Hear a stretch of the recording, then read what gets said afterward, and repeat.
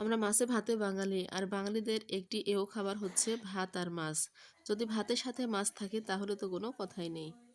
আসসালামু আলাইকুম বন্ধুরা, সাদিকা সারা কুকিংয়ের পক্ষ থেকে আমি আপনাদের সুস্বাস্থ্য কামনা করছি।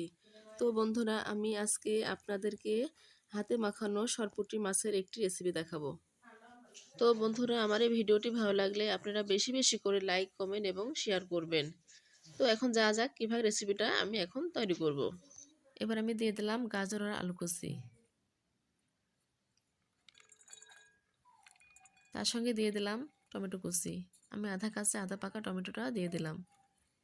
তারপর দিয়ে দিলাম পেঁয়াজ কুচি এবং কাঁচামরিচ চিরা, ধনিয়া পাতা কুচি,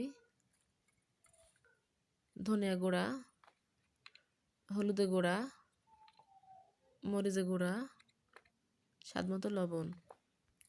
এবারে দিয়ে দিলাম আদা রসুন জিরা পেস্ট, তার সঙ্গে দিয়ে দিলাম তেলটা দিয়ে আমি হাতের সাহায্যে ভালোভাবে মাখিয়ে নিলাম। মাখানো হয়ে গেলে আমি দিয়ে দেবো এবার মাছটা দিয়ে আমি আবারও ভালোভাবে হাতের সাহায্যে মাখিয়ে নিলাম। আমার মাখানোটা হয়ে গেছে। এবার আমি দিয়ে দিলাম অল্প পরিমাণে পানিটা দিয়ে আমি রান্নাটা বসিয়ে দিলাম।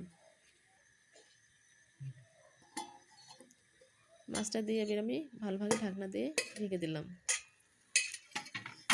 আমি ঢাকনাটা উঠায় মাছটা ভালোভাবে নেড়েচেড়ে দিলাম। আমি ঠিক এভাবে মাছটা ভালোভাবে নেড়েচেড়ে দিলাম। এভাবে নেড়েচেড়ে দিলে মাছটা ভেঙে যাবে না। আমার মাছটা রান্না হয়ে গেছে। আমি এবার পরিবেশন করলাম। আমার পরিবেশনটা রেডি। দেখেন আমার মাছটা কতটা সুন্দর হয়েছে। আমি খেয়ে দেখলাম আমার মাছটা অনেক টেস্ট, অনেক মজার হয়েছে। আপনারা এভাবে মাছের রেসিপিটা করে খেয়ে দেখবেন, অনেক অনেক ভালো লাগবে। আর যদি আমার রেসিপিটা ভালো লাগে তাহলে বেশি বেশি করে সাবস্ক্রাইব করবেন। সবাইকে ধন্যবাদ। আল্লাহ হাফেজ।